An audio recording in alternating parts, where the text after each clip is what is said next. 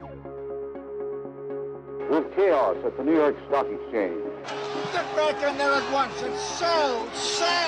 We are looking at major records for the Dow. Now is the time to buy. Well, the law of gravity hit Wall Street today. We're down by between 3 and 4.5%. The stock market is now down 21%. Because we're now down 43%. What in the world is happening on Wall Street? You gonna do something or just stand there and bleed? The whole town's gone crazy. Hello and welcome to this week's edition of the Big Money Report. I'm your host, David Booth, President and Financial Advisor at BIG Investment Services. That's BIG, Booth Investment Group. We're a full-service financial advisory based out of Dover, Delaware, serving clients all across America. And you can read all about us at abigplan.com. That's www.abigplan.com. I like to put the show together once a week just to give you a recap of the week behind and a peek at the week and weeks to come. And we're glad you're with us today. It is Friday, January 3rd, 2025. Happy New Year, one and all. That said, man, 2024 really ended with a whimper. You know, there's a phrase in our business that goes something like this: if Santa Claus should fail to call, bears may come to Broad and Wall. And man, did they ever. They did show up there during what was supposed to be the Santa Claus rally. Last 5 trading days of the year, the first 2 trading days of the new year, historically one of the strongest seasonal periods throughout all 12 months of the trading year. And it was a failure and a flop this year. Ended down negative 0.5%.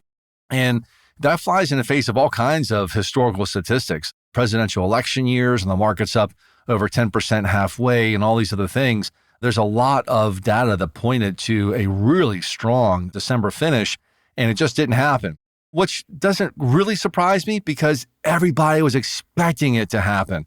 We've talked about that on the show before, that when there's consensus in my industry, watch out. And right now, there's a lot of consensus that it's going to be a great year again, and I say watch out. Speaking of which, if you missed last week's podcast, you might just want to stop this one here, make a second cup of coffee because it's a long one, but go back and listen to it because it is a 2025 outlook. We do a deep dive in what we expect for 2025 and what we're doing about it. So you don't want to miss that. You can always circle back around and take a listen. So what happened this week on the market? Well, things were not so hot. Dow Jones down 0.6%, S&P down 0.5%, NASDAQ down 0.5%. Russell Small Cap Index, though, up 1% on the week. And we were happy to see that because you do have some extra exposure to U.S. small cap stocks. I think they look attractive here. I think they're a bit isolated from some of the geopolitical concerns like tariffs and things like that. And hey, they represent a pretty nice opportunity valuation-wise. They're cheaper compared to the rest of the broad market. And they showed that this week. Hopefully that will continue. Volatility index up about 1% on the week, but that does not tell the whole story. It was a very much of a roller coaster ride for the VIX. All over the place, way up, way down, finished at a 16, but I think we'll see more volatility in that index. I think we'll see volatility spike probably into the 20s, probably pretty soon. If you look at the intermediate term indicators, folks, they look a bit broken at this point in time. I expect that the correction that we're starting to see here is just getting started. I don't think it's coming to an end just yet. I think we'll probably see some more deterioration here in coming weeks with the market. The TLT, those are long-term bonds, 20-year treasuries up 0.2% this week. So it didn't really move a whole lot in either direction. We would like to see that stabilize. We want to see interest rates stop climbing because they've been going up precipitously. We want to see that stop. When we take a look at the sectors, it was just a wildly mixed bag this week with no real message from the market. Semiconductors bounced. They were up 1.4%. And utilities bounced. They were up 1.3%. Aside from that, a lot of things were down. Discretionary was down. Staples were down 1.6%, 1.2%. Materials were down 2%. The big winner of the week, and one that we're real happy about, energy up 3.4% this week. And we've got a lot of energy exposure. So that was great because Thursday, first trading day of the year, what a horrific kind of day that was. The market was up big time in the morning. And then it completely collapsed in the afternoon and was down big time. The market ended up down like 1% on the day. We did great. We were up 0.5%, almost 0.75%. And we can thank the small caps and we can thank the energy stocks. They were really showing some life. And I think that just kind of sets the stage for what I expect for the rest of the year. I think the S&P 500 is going to be sloppy, still positive on the year, but a sloppy road to get there. And I think other areas such as energy, such as small caps can really maybe help support some things in addition to some dividends. We'll talk a little bit more about what we're doing here in a minute. Gold and silver, what about those? Gold up 0.8% and silver up 0.8%. So what are we doing? What did we do? We sold the crap out of the market is what we did. On Thursday morning, when the market opened, it ripped higher. I mean, it was just, man, all in. I mean, it was up huge, up over 1% in trading in the morning on Thursday. And we took that opportunity to sell a bunch of stuff. So for all of you long-term clients that have been really thrilled with Rolls-Royce, I'm sorry to have to tell you that we sold it on Thursday morning. We paid $1.30 for it 3 years ago now. We sold it for $7.20 on Thursday morning. Why did I sell it? Well, I tell you why. The stock looks expensive here, number one. They've pulled a lot forward right now. A lot of expectations of good things to come have been pulled forward in the stock. And then the big thing is the technicals. I mean, you go back and you look at a long-term chart on Rolls-Royce. So when I say long-term, I mean going back 20 years on Rolls-Royce. There is a long line of resistance at $7.50. I say resistance because Rolls-Royce is currently under it.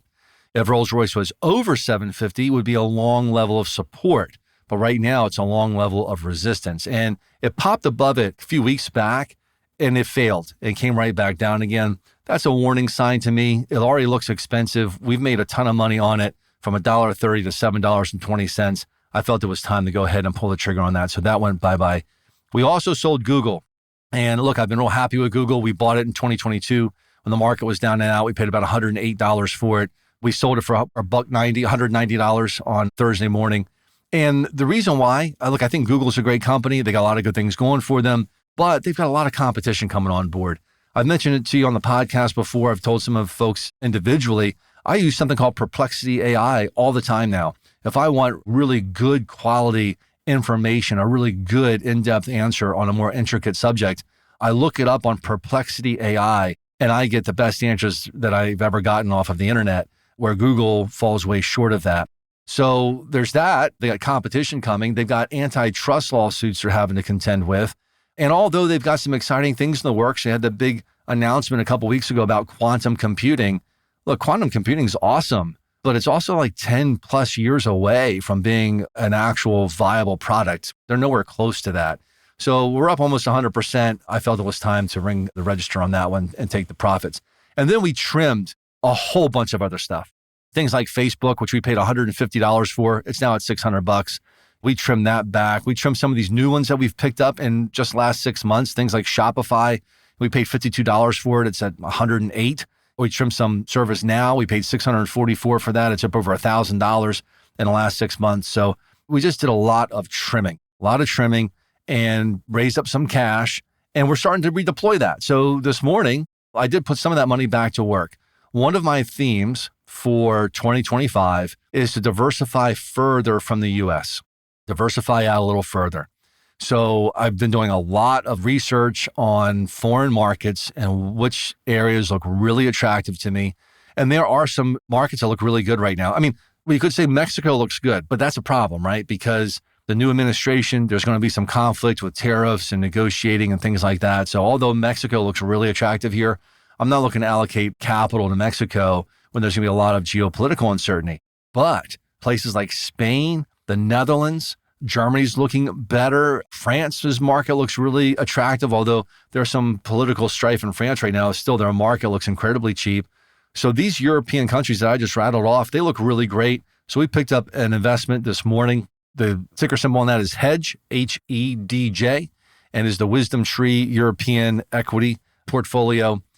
And it's got a lot of exposure to those areas we just talked about. It's got one of the highest exposures to Spain that I could find, and Spain looks really good to me. The other one we are in the process of buying, haven't picked up the position fully yet because we're trying not to move the price too much, but it is the Global Southeast Asia ETF. So this includes countries like Indonesia, Malaysia, Thailand, Singapore, and these countries look super cheap right now. super cheap compared to the US, but also cheap in relation to themselves over history. They're trading at a discount right now. They all look very attractive to me. And both of these investments are paying over 3% dividend, 3.2% on the European one, 3.5% on the Southeast Asia one. So that's another one of our themes this year, is to look for ways to make money outside of market appreciation, right? Dividends, interest, things are going to give us money, pay us money on an ongoing basis where we don't have to be so dependent on the stock market rising in order to make that money. So that's what we've done. We're sitting on some cash, and I look to deploy that on rough spots in the market. Look, I've got a short list of things I like to add to right in our portfolio right now, and I might not wait much longer to add to a couple of them. But if we do get some soft patches in the market in coming weeks, we have some cash on hand to take advantage of that and do some buying. So that is what we've positioned ourselves to do. We took advantage of it Thursday morning when the market, luckily I didn't wait till Thursday afternoon. Good gosh, what a turnaround. We jumped in there and did all that selling. I was kind of ready for it. I worked all day on New Year's Day, just making sure we were ready to go. So we jumped right in there, sold on the open, and now we've got some cash and do some buying. And I like where things sit. So moving forward from here, we got some data next week on the jobs number, things like that. Earnings are getting ready to ramp up here soon. So there's a lot coming at us. But for right now, I like where things sit. I think it's going to be a sloppy year. I have done some more work as well on trying to forecast 2025. One person I respect a lot, his name is Larry Williams. He's one of the greatest stock market technicians out there. And his work, which I reviewed in depth after I did my outlook, it actually coincides with my feelings. His work is suggesting it's going to be a sloppy but positive year. And I kind of think the same thing, right? We're not going to see, I don't think, the knock the cover off the ball returns that we saw in 2023 or 2024. I think you're going to see a lot of up and down. I think you're going to see some downward corrections here throughout this year, but I think we'll probably finish the year on a positive note. That said, hey, we can do better because look, we've got exposure to energy. We've got exposure to small caps. We've got now more foreign exposure. We've been really concentrated on the U.S. for the last 3 or 4 years. Now we've got more foreign exposure in some areas that look really attractive. I think there's opportunities for us to perform better maybe than the broad market if the market misbehaves as much as it may. And the other thing that makes me think that's a high risk is because my industry, everybody's expecting another good year. No one's expecting a lot of strife. Everybody's expecting sunshine and lollipops. And when that happens, watch out. And that's why we're buckling down a little bit and battening down the hatches. I think 2026, that's where I'm really concerned. I think that looks like a greater potential for some economic strife. But for right now, I like what we're doing. I like how we're situated. And I will keep you up to speed as we move forward. So, with all that said, between now and next few meetings, you're thinking about your future and long-term goals, all the things you want to do with you and your money. Maybe it's buy that second house, maybe a beach house. Maybe it's retire a little early, take that big trip around the world, first class. You know, I got a client in his 90s that does that to this day. His last trip, I think, was out there in the Middle East somewhere. He's pretty cool. Hey, look, hey, you know what your goals are. Don't just think about them. Think big, think big. And I will talk to you next week. Thank you for listening to this week's edition of the Big Money Report with your host, David Booth, President and Financial Advisor at BIG Investment Services. For more information on BIG and how you can access their planning and investment management services, visit them at abigplan.com. That's abigplan.com. Or call them toll-free at 866-946-PLAN. That's 866-946-7526. The foregoing content reflects the opinions of David Booth and Booth Investment Group Incorporated and is subject to change at any time without notice. There's no guarantee that the statements, opinions, or forecasts provided herein will prove to be correct. Content provided herein is for informational purposes only and should not be used or construed as investment advice or a recommendation regarding the purchase or sale of any security. All investing involves risk, including the potential for loss of principal. There is no guarantee that any investment plan or strategy will be successful. Please consult a professional before investing.